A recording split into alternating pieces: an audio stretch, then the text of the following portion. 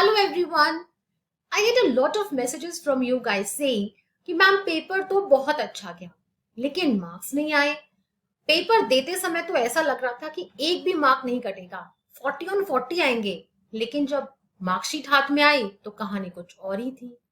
तो आखिर कौन सी वो गलतियां हैं, कौन सी ऐसी मिस्टेक्स हैं जो कि हम इंग्लिश के पेपर में करते आ रहे हैं, आज भी कर रहे हैं और हम अनअवेयर हैं कि हमसे वो गलतियां हो रही हैं। Welcome to education vitamin guys. और इस वीडियो में मैं आपको प्रिसाइजली उन्हीं मिस्टेक्स के बारे में बताने वाली हूँ, तीनों सेक्शंस में से कॉम्प्रिहेंशन, राइटिंग और लिटरेचर। अब स्क्रीन पर आपको दिख रहा होगा मार्किंग स्कीम। आप बोलोगे कि मैम गलतियां बताओगे मार्किंग स्कीम यूज करके? तो yes, you are absolutely right. यही वो रामबाण है, यही वो शस्त्र है जिसको यूज करके एक एग्जामिनर ये देख पाता है कि आपके पेपर में कहाँ आपके मार्क्स काटने हैं और कहाँ आपको मार्क्स अवॉर्ड करने हैं। So if you already know कि किस पॉइंट पे मार्क्स अवॉर्ड होंगे, कहाँ डिडक्ट होंगे, आप वो गलतियां करोगे ही नहीं। तो क्यों ना हम मार्किंग स्कीम से ही सीखें एक एग्जामिनर के पॉइंट ऑफ व्यू से कि हमें क्या चीजें अपने पेपर में करनी चाहिए और क्या नहीं। इस वीडियो को एंड तक जरूर देखना, क्योंकि हो सकता है तुम ये कोई इंपॉर्टेंट पॉइंट मिस कर जाओ और फिर से वही मिस्टेक करके आ जाओ अपने बोर्ड्स के एग्जाम में। Without any delay, let's start with the video now. तो जैसा कि तुम देख रहे हो, वो सबसे पहले we are starting with the reading section which is for 14 marks. और जो भी मैं आपको पॉइंटर्स बताऊं, प्लीज मेक श्योर आप उनको साथ साथ लिखते चलो, क्योंकि हो सकता है एंड तक आते आते आपके दिमाग से वो निकल जाए। So make sure you note them down somewhere. देखो, ये जो रीडिंग सेक्शन है, it says the reading section focuses on testing a candidate's ability to comprehend. आप किसी चीज को कितने अच्छे से कॉम्प्रिहेंड कर पाते हो, ये एबिलिटी यहाँ पे आपकी टेस्ट होती है। Marks should be awarded only if the answer reveals formation of a response to the question. मतलब मार्क्स तभी मिलेंगे जब एग्जामिनर को ये लगेगा कि आपने मेहनत करी है, आपने कोई आंसर फॉर्म करा है। अगर आप कॉपी पेस्ट करोगे, अगला पॉइंट यही कह रहा है, no marks to be awarded if a chunk or exact line is or are transcribed from the passage without evidence of structure. मतलब कहने का ये कि अगर आपने कॉपी पेस्ट किया पैसेज से किसी भी लाइन को, ये गलती बच्चे बहुत करते हैं, एज इट इज उठा के लाइन को कॉपी पेस्ट कर देते हैं आंसर में। अगर ये गलती आपने की, आपको मार्क्स नहीं मिलेंगे। क्लियरली सीबीएसई ने बोला है। एग्जामिनर को क्लियरली दिखना चाहिए कि बच्चे ने एफर्ट लगाया है, कॉन्सेप्ट को समझा है और उसको अपनी लैंग्वेज में ट्रांसक्राइब करके लिखा है। जैसे कि एक पैसेज है आपके सैंपल पेपर में। सैंपल पेपर अगर आपको देखना हो तो इससे पहले मैंने एक वीडियो डाला था, उसमें आप देख लेना। उसी की ये मार्किंग स्कीम है। यहाँ क्वेश्चंस क्या है वो इंपॉर्टेंट नहीं है, लेकिन हमें जो टेक अवे लेके जाना है इन क्वेश्चन से, वो that is something that you need to pay heed to. जैसे कि अब देखो, इस मार्किंग स्कीम में दो चीजें हैं, value points and guidance. Value points का मतलब कि आपके आंसर को कैसे आपको फॉर्म करना है। This is the value point that your answer needs to have. और ये गाइडेंस है एग्जामिनर के लिए कि आप कैसे कैसे इस आंसर को अवार्ड्स मार्क्स अवार्ड करेंगे। तो देखिए, गाइडेंस को पढ़ते हैं। गाइडेंस क्या कहती है? Award maximum 1 mark for complete answer, there is no partial credit. Partial credit का मतलब अगर आधा अधूरा आंसर आपने लिखा, कुछ बच्चों को क्या लगता है कि अरे कुछ भी उठा के लिखा हो, क्या फर्क पड़ता है, कुछ तो मिल ही जाएगा, आधा नंबर मिल जाएगा एक में से। ऐसा नहीं होता। There is no partial credit. This is what you need to write as your answer to this question. Only and only then you will get a mark. तो सबसे पहला नोट ये बना लो कि कंप्लीट आंसर्स आपको लिखने हैं। अगले पॉइंट से हम क्या सीखते हैं? यहाँ पे यही बात हो रही है कि पार्शियल क्रेडिट के लिए अगर दो रीजंस में से जो है एक भी रीजन आप लिखोगे, देखो दो चीजें हैं। या तो आप आंसर, अगर एक ही आंसर है उसको आप पार्शियली लिख रहे हो तो मार्क्स नहीं मिलेंगे, लेकिन अगर दो पॉसिबल रीजंस हैं उनमें से कोई एक आप लिख रहे हो, you will get partial marks, आपको क्रेडिट मार्क्स मिल जाएंगे। लेकिन no credit for just quoting from the text without an impression of an answer. ये पॉइंट आपको बहुत ज्यादा अच्छे से याद कर लेना है कि अगर आपने ये काम करा, आपको मार्क्स नहीं मिलेंगे। ठीक है, तो ये सबसे बड़ा टेक अवे हमारा हो गया कि हमें खुद के आंसर्स फॉर्म करने हैं। इसके अलावा यही बात हर एक आंसर में रिपीट की गई, नो पार्शियल क्रेडिट, रेलिवेंट जब तक कंप्लीट रिस्पॉन्स नहीं होगा आपको मार्क्स नहीं मिलेंगे। यहाँ क्वेश्चंस क्या है और आंसर क्या है ये अभी देखने की आपको जरूरत नहीं है, हमारा फोकस है अपनी गलतियों को सुधारना, जो गलतियां हम करते हैं, राइट। इसके अलावा आगे चलते हैं। देखो, मान लो कोई fill in the blanks type question आता है, ठीक है, जैसे कि एक सेंटेंस है, उसको आपको रीराइट करना है, rewrite the given sentence by replacing the underlined phrase with another one, ठीक है। तो एक फ्रेज आपको दिया हुआ है, सब academicians think that reward as a form of discipline is a simple right or wrong issue, so you have to provide a phrase for right or wrong, ठीक है। तो इसका जो आंसर है आप दो तरह से लिख सकते हो, आपको या तो पूरा ये सेंटेंस कॉपी करना होगा और फिल इन द ब्लैंक में अपना आंसर देना होगा, या फिर आप सिर्फ फिल इन द ब्लैंक भी लिख सकते हो, ये बताया गया है। 1 मार्क आपको करेक्ट आंसर के लिए मिलेगा, but it says no marks to be deducted if they just write the phrase, so even if you just write black and white आपको मार्क्स मिल जाएंगे। ये एक चीज और आपको नोट करनी है कि फिल इन द ब्लैंक्स में आप सिर्फ करेक्ट आंसर भी लिखेंगे तो भी आपको मार्क्स जो है मिल जाते हैं, राइट। इसके अलावा एक चीज और जो आपको ध्यान देने वाली है गाइडेंस सेक्शन में, वो ये है, मान लो कोई क्वेश्चन है तो आपको जो है इसका मान लो कोई और कोई ऐसा इंटरप्रिटेशन आपके पास है उस सेंटेंस का या उस लाइन का जो मिलता जुलता है, वो भी एक्सेप्टेबल होता है, accept any other similar interpretation which is complete, provided कि वो पैसेज को रेफरेंस के साथ ही दिया गया हो, लिखा गया हो, राइट। अगले क्वेश्चन में यही फ्रेज वाली बात है कि फ्रेज आप सिर्फ लिखेंगे तो भी आपको मार्क्स मिल जाएंगे। Apart from that partial credit, जहां पे एक ही आंसर है, एक सटीक आंसर है, वहां पे पार्शियल आंसर के लिए कोई मार्क्स नहीं है। पार्शियल मार्क्स आपको तभी मिलेंगे जब जो है दो पॉसिबल आंसर्स आपके पास होंगे। अब मान लो 2 पॉइंट्स है, मान लो किसी क्वेश्चन में 2 पॉइंट्स है पॉसिबल आंसर्स, तो यहाँ पे कैसे आपको आंसर लिखना है, half a mark for each point, and अगर एक ही पॉइंट बताया है तो आपको, अगर मान लो 1 मार्कर है, आपसे 2 पॉइंट्स बनते हैं लेकिन लिखा आपने एक है, तो आपको हाफ मार्क ही मिलेगा, ठीक है, फुल मार्क्स आपको नहीं मिलेंगे। तो यही बात जो है कॉम्प्रीहेंशन में सबसे इंपॉर्टेंट जो है सीखने वाली है। तो क्या सीखा हमने कॉम्प्रीहेंशन सेक्शन में? मोस्टली बच्चे क्या गलती करते हैं, कॉपी पेस्ट करते हैं। कॉम्प्रीहेंशन में ज्यादा कुछ डिटेल नहीं है, राइटिंग और literature section is where you really need to pay attention. तो कॉम्प्रीहेंशन में सबसे बड़ा टेक अवे क्या है कि आपको कॉपी पेस्ट नहीं करना है, you have to work out your own answer. Secondly, आपको पार्शियल आंसर्स जो है, हाफ बेक्ड आंसर्स नहीं लिखने हैं, ठीक है। तीसरा, अगर कोई फिल इन द ब्लैंक है तो आप सिर्फ फिल इन द ब्लैंक भी अगर लिखोगे तो आपका आंसर करेक्ट माना जाएगा। लेकिन और अगर किसी क्वेश्चन के 2 पार्ट्स हैं तो दोनों आपको अलग अलग लिखने पड़ेंगे, एक लिखने पे आपको हाफ मार्क ही अवॉर्ड होगा। अब आ जाते हैं सबसे इंपॉर्टेंट सेक्शन पे, सेक्शन बी, राइटिंग, क्योंकि यहाँ बहुत सारे बच्चे जो है वो कंफ्यूज रहते हैं। कंफ्यूज इन व्हाट सेंस कि एग्जैक्टली क्या रिक्वायरमेंट है, कैसे लिखा जाना चाहिए।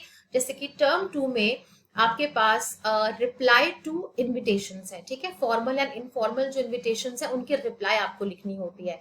तो यहाँ कौन सी वो मेजर मिस्टेक्स है जो बच्चे करते हैं? देखो, इस सेक्शन की रिक्वायरमेंट क्या है पहले वो देख लो। आपको अपने आइडियाज को कन्विंसिंगली कन्वे करना आना चाहिए, अप्रोप्रिएट लेआउट यूज करके, मतलब आपको फॉर्मेट क्लियरली आना चाहिए और आपको अपने आइडियाज को इजीली कन्वे करना आना चाहिए। सेकेंडली, आपको अपने कंटेंट को ऑर्गेनाइज और प्रॉपरली स्ट्रक्चर करना आना चाहिए। अगर आपके पास आइडियाज हैं कि आपको लिखना क्या है, लेकिन आपने हैफजर्डली आगे पीछे करके खिचड़ी पका के कुछ भी लिख दिया, मैं आपको आगे दिखाऊंगी, उसके लिए कोई मार्क्स नहीं मिलते हैं। Your idea should be logical, sequential and cohesive, मतलब लॉजिक होना चाहिए, एक के बाद एक प्रॉपर सीक्वेंस में आपके पॉइंट्स होने चाहिए, और एक कोहेसिवनेस, ऐसा लगे कि it's a piece of literature which is been put together, एक पुट टुगेदर की फीलिंग उसमें आनी बहुत जरूरी है। Then you should also know how to use a range of vocabulary, vocabulary आपको आपकी स्ट्रॉन्ग होनी चाहिए, अलग अलग तरह के वर्ड्स आपको यूज करने आने चाहिए। And accurate use of spellings, जी हाँ, पंक्चुएशन, ग्रामर और स्पेलिंग्स के मार्क्स कटते हैं। For those of you who think कि अरे स्पेलिंग से क्या फर्क पड़ता है, ग्रामर से क्या फर्क पड़ता है, थोड़ी बहुत गलती एक दो होगी तो फर्क नहीं पड़ता है, वो भी आंसर मार्किंग स्कीम में लिखा हुआ है। लेकिन अगर ज्यादा गलतियां की, तुम्हारा रिप्लाई कितना भी सही क्यों ना हो, फॉर्मेट पूरा क्यों ना हो, सही हो, अगर तुम्हारी ग्रामेटिकल मिस्टेक्स हुई, स्पेलिंग मिस्टेक्स हुई, मार्क्स नहीं मिलेंगे। ठीक है, तो सबसे पहले एक एग्जांपल यहाँ पे है मार्किंग स्कीम में एक रिप्लाई का। आपको एक रिप्लाई ड्राफ्ट करना है एक्सेप्टेंस का, राइट? आपको किसी ने इनवाइट किया है, you have to draft a reply of acceptance. तो देखिए मार्क्स कैसे डिस्ट्रीब्यूटेड होते हैं। कंटेंट के लिए आपको दिए जाते हैं 2 मार्क्स, एक्सप्रेशन के लिए 1 mark, and accuracy means grammatically कितना करेक्ट है आपका आंसर, कोई मिस्टेक तो नहीं है, उसके लिए भी आपको जो है 2 मार्क्स दिए जाते हैं। 2 1 एक्यूरेसी यहाँ पे मैटर नहीं करती क्योंकि ये 3 मार्क्स का ही है, तो यहाँ कंटेंट और एक्सप्रेशन मैटर करता है। एक्यूरेसी का पार्ट जो है 5 मार्कर में आएगा। ठीक है, अब यहाँ पर जो है आपको सबसे पहले क्या ध्यान रखना है, कंटेंट का। कंटेंट में देखो 4 पॉइंट्स आएंगे। सबसे पहले इनविटेशन कैसे लिखनी है आपने, रेफरेंस टू इनविटेशन। दूसरा, आपको एक्सेप्ट करना है इनविटेशन को। Third, you have to confirm the date, time and venue. And fourth, you have to comment on extending assistance. ठीक है, ये 4 पॉइंट्स अगर आपने कवर किए तो आपको हर एक पॉइंट के लिए half a mark, half into 4, 2 marks आपको कंटेंट के लिए अपनी रिप्लाई में मिल जाएंगे। तो जो भी हम रिप्लाई राइटिंग पे भी मेरे वीडियोस आएंगे, I will teach you how to write a proper reply, जिसमें कि ये चारों पॉइंट्स आपके चेक्ड होने चाहिए। अगर ये चेक्ड है, that means your reply is proper. अब बात कर लेते हैं वो जो एक्सप्रेशन का 1 मार्क है, उस एक्सप्रेशन में आपको आखिर क्या लिखना है। देखो, एक्सप्रेशन में आपको प्रॉपर जो है लैंग्वेज का यूज करना आना चाहिए। मान लो अगर किसी को आप एक्नॉलेज कर रहे हो, ग्रेटिट्यूड एक्सप्रेस कर रहे हो, तो यू विल से थैंक यू। ठीक है, एक्सेप्ट कर रहे हो तो you will say I would love to come, और I be delighted to come, और nothing can stop me from coming to your party, right? अपनी जब आप असिस्टेंस को कंफर्म कर रहे हो तो आप क्या बोलेंगे, it goes without saying, right? Just let me know how can I help you, you know, when you are trying to extend your help. So these are the kind of expressions that you need to use. आप screenshot भी ले सकते हैं if you want, pause करके video को। अब देखो marks कैसे मिलेंगे। Full credit of 1 mark to be allotted, अगर लैंग्वेज या एक्सप्रेशन आपने प्रॉपरली पूरे रिप्लाई में यूज किया है। ऐसा नहीं कि एक जगह यूज कर लिया तो मार्क्स मिल जाएंगे। अगर आपने कहीं कहीं यूज किया गया है तो आपको हाफ अ मार्क मिलेगा, लेकिन अगर आपने कहीं भी एक्सप्रेशंस का यूज नहीं किया है तो आपको कोई मार्क्स नहीं मिलेंगे। अब एक्यूरेसी की बात कर लेते हैं। यहाँ पर जो है एक्यूरेसी कैसे मैटर करती है आपकी रिप्लाईज के अंदर। देखो, टोटल आपका कितने मार्क्स स्कोर हो सकते हैं, आपके डिडक्ट हो सकते हैं एक्यूरेसी पे 1 मार्क। अवार्ड कुछ नहीं होगा, लेकिन अगर गलती कर दी तो 1 मार्क आपका 3 में से डिडक्ट हो सकता है। हाफ अ मार्क कब हो सकता है और 1 मार्क कब हो सकता है, वो देख लो। देखो, इतना डेप्थ में कोई आपको नहीं समझाएगा बेटा कि कहाँ पे नंबर कटते हैं, नंबर कैसे मिलते हैं, वो तो हम बात करेंगे, लेकिन नंबर डिडक्ट कहाँ होते हैं वो जानना भी बहुत जरूरी है। हाफ अ मार्क आपकी तब डिडक्ट होता है एक्यूरेसी का जब आपकी रिप्लाई का फॉर्मेट ठीक ना हो। ठीक है, it is not been formatted correctly. ठीक है, कि इनफॉर्मल लिखनी, आपको रिप्लाई लिख दिया आपने फॉर्मल, तो हाफ अ मार्क कट जाएगा। और कुछ फ्यू इनएक्यूरेट स्पेलिंग, मतलब ज्यादा नहीं है, थोड़ी बहुत ही है, ठीक है, तो हाफ अ मार्क कट जाएगा, आपको 2.5 मिलेंगे, प्रोवाइडेड बाकी सब ठीक हो। 1 मार्क कब कटेगा आपका, जब रिप्लाई जो है फॉर्मेट में बहुत ज्यादा इनएक्यूरेसीज है, और दूसरा 3 से ज्यादा स्पेलिंग मिस्टेक, अगर ग्रामेटिकल एरर्स हैं आपके more than 3, please make a note of this, तो आपका जो है 1 मार्क कटने वाला है। ठीक है, तो कंटेंट, एक्सप्रेशन और एक्यूरेसी तीनों का आपको ध्यान रखना है, तभी जाके आपको 3 आउट ऑफ 3 मिलेंगे। नो मैटर आपने कितनी अच्छी रिप्लाई लिखी हो, अगर ये 3 चीजों का आपने ध्यान नहीं रखा तो मार्क्स बेटा जी नहीं मिलने वाले। Let us now move on to the 5-marker question. Now here the 5-marker question is you have to write a job application. ठीक है, एक कोई न्यूज़पेपर में एडवर्टीजमेंट है जिसको देखकर आपने एक जॉब एप्लीकेशन लिखनी है। तो क्या क्या पॉइंट्स, कहाँ कहाँ आपको मार्क्स मिलेंगे और कहाँ कहाँ आपके मार्क्स कटेंगे, फटाफट से उसको देख लेते हैं। तो देखो, कंटेंट के लिए आपको मिलने वाले हैं 2 मार्क्स, मतलब आप जो लिखने वाले हो उसके लिए 2 मार्क्स।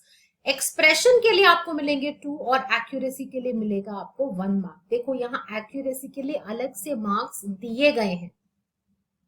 जो इससे पहले था जो रिप्लाई राइटिंग था उसमें गलत होने पर मार्क्स कट रहे थे, एक्यूरेसी के लिए मार्क्स अलग से नहीं थे। लेकिन अगर यहाँ आपने एक्यूरेटली लिखा तो आपको 1 मार्क यहाँ पर दिया जाएगा। तो कंटेंट में सबसे पहले आपको वैल्यू पॉइंट्स क्या क्या, मतलब आपके कंटेंट में क्या क्या होना चाहिए। If you are writing a job letter, number 1 the covering letter, number 2 reference to the advertisement. ठीक है, जिस एडवर्टीजमेंट को देखकर आप अप्लाई कर रहे हो, you have to refer to that. Number 3 you have to convey suitability for the position. आप ये बताएंगे कि मैं इस पोजीशन के लिए सूटेबल कैसे हूं। देखो डिटेल जो है इसकी मैं जब जॉब राइटिंग पे एप्लीकेशन राइटिंग पे वीडियो बनाऊंगी वहां पर आपको बताऊंगी। ठीक है, फिर submission, resume, profile, educational qualification, any other relevant information, ये आ गया आपका कंटेंट। ठीक है, अब देखो यहां पर आपको कंटेंट के लिए मार्क्स कैसे मिलेंगे। Dedicated marks at a level are to be awarded only if all the descriptors match। मगर अगर आपको 2 out of 2 मार्क्स चाहिए कंटेंट के लिए तो क्या क्या होना चाहिए। All points should be included, well developed clarity, बिल्कुल क्लैरिटी के साथ सारे पॉइंट आपने लिखे हैं, 2 में से 2 मिल जाएंगे। लेकिन अगर आपने ऑलमोस्ट सारे पॉइंट लिखे हैं, सारे नहीं लिखे, ऑलमोस्ट लिखे हैं, तो 1.5 मिल जाएगा। 1 मार्क में मिलेगा कि अगर आपने कुछ ही पॉइंट्स लिखे हैं, और हाफ अ मार्क आपको मिलेगा अगर आपने मोस्टली पॉइंट्स इनकॉर्पोरेट नहीं किए हैं और लिमिटेड अवेयरनेस आपके अंदर एग्जामिनर को नजर आ रही है कि इसको कुछ नहीं पता है जॉब एप्लीकेशन कैसे लिखते हैं। ठीक है, तो ये बात हो गई कंटेंट की कि इसमें फुल मार्क्स आपको कहाँ स्कोर करने हैं और कहाँ आपसे गलती होती है। तो ये सारे पॉइंटर्स जो है इसका आप एक स्क्रीनशॉट खींच लो। ये सारे पॉइंटर्स बेटा आपके आंसर में, आपके जॉब डिस्क्रिप्शन में प्रेजेंट होने ही चाहिए।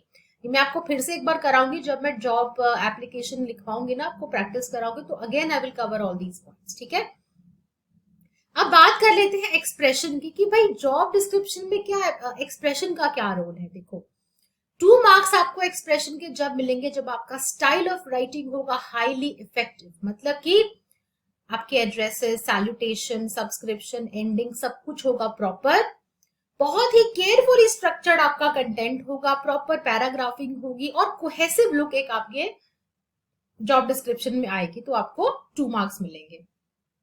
आपकी जो टोन है फॉर्मल टोन होनी चाहिए, we have to maintain a formal tone in your letter. Vocabulary आपकी टू द पॉइंट होनी चाहिए। रेलिवेंट एंड अप्रोप्रिएट सेंटेंसेस, अगर आपने सही सेंटेंसेस यूज करे जो यूज होने चाहिए, आपको 2 out of 2 मिलेंगे। अब देखो मार्क्स कटते कहाँ हैं। क्लैरिटी ज्यादा है पर सारे केसेस में नहीं है। ठीक है, और वोकैबुलरी भी बस ठीक ठाक ही है तो 1.5 मिल जाएगा। अगर आपका स्टाइल इनकंसिस्टेंट है, ठीक है, एक्सप्रेशन ऑकवर्ड है, कुछ भी लिख रहे हो उठा के, ठीक है, सीक्वेंसिंग प्रॉपर नहीं है सेंटेंसेस की, तो आपका 1 मार्क कट जाएगा, आपको 1 ही मिलेगा। और अगर आपके एक्सप्रेशंस अनक्लियर है कि आप क्या कहना चाहते हो वो ही समझ नहीं आ रहा है एग्जामिनर को, सीक्वेंसिंग भी बेकार है सेंटेंसेस के, पहले कुछ लिख रहे हो बाद में कुछ लिख रहे हो, और वोकैबुलरी भी जो है आपकी सही नहीं है, तो आपने क्वेश्चन में से कॉपी कर दिया है, तो आपको मिलेगा हाफ अ मार्क। तो अब आपको समझ में आ जाना चाहिए कि एक्सप्रेशन के मार्क्स आपके कहाँ कहाँ मिलते हैं और कहाँ कहाँ डिडक्ट होते हैं। एक्यूरेसी की अगर बात करें तो 1 मार्क जो एक्यूरेसी के लिए मिलता है 1 on 1 आपको मिलेगा अगर आपकी स्पेलिंग, पंक्चुएशन, ग्रामर, ये तीनों चीजें जो हैं ऑन पॉइंट है। ठीक है, कोई माइनर, देखो माइनर एरर्स मानता है सीबीएसई की, ओकेजनल माइनर एरर्स चलेंगे, कोई बात नहीं, बच्चे हैं, इतना भी स्ट्रिक्ट नहीं होते हैं, लेकिन इतने एरर्स नहीं होने चाहिए कि कम्युनिकेशन ही इंपीड हो जाए, मतलब सेंटेंस का मतलब ही समझ में ना आए आप कहना क्या चाहते हो। ठीक है, और अगर आपने बहुत ज्यादा फ्रीक्वेंट एरर्स करे स्पेलिंग, पंक्चुएशन में, तो ये आपको पॉइंट्स, नो क्रेडिट, आपको 1 मार्क यहाँ पे नहीं मिलेगा। तो ये बात तो हो गई जॉब डिस्क्रिप्शन की कि आपको कैसे लिखना है, लिखते हुए किन पॉइंट्स का आपको ध्यान रखना है।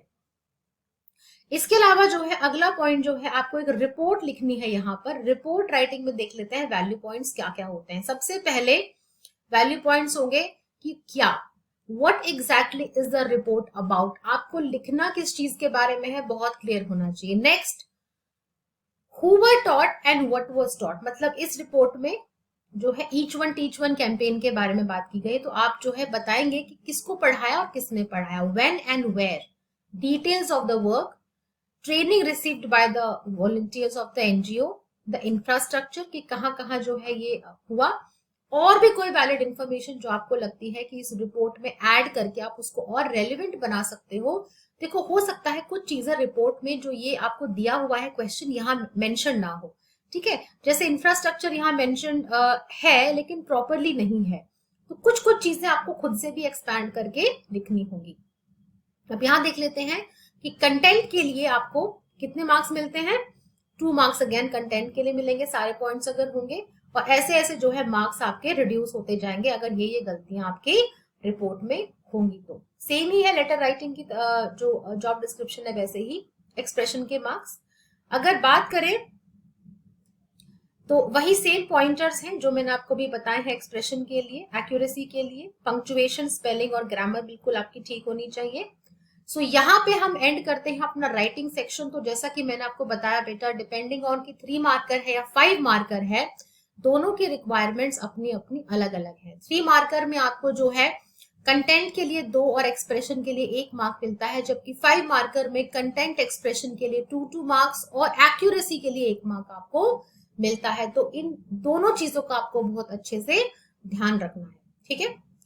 अब आ जाते हैं लिटरेचर सेक्शन पे। यहाँ मैं कुछ क्वेश्चंस आपको समझाऊंगी क्योंकि ये क्वेश्चंस आपके चैप्टर्स में से ही हैं, तो आप इजीली रिलेट कर पाओगे।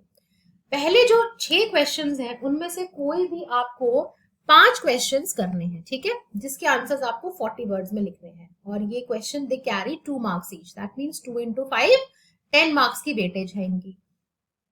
पहला क्वेश्चन देख लेते हैं। देखो अगेन वैल्यू पॉइंट का मतलब है आपके आंसर में क्या इंक्लूड होना चाहिए, और गाइडेंस का मतलब है एग्जामिनर को जो है कैसे वो आंसर को चेक करेगा, how will he award the marks, उसको एक गाइडेंस दी जाती है। इन दोनों चीजों का ये मतलब है। तो मान लो एक क्वेश्चन है, a mistaken identity led to a discovery of a new one for the rat trap peddler, how did this impact him.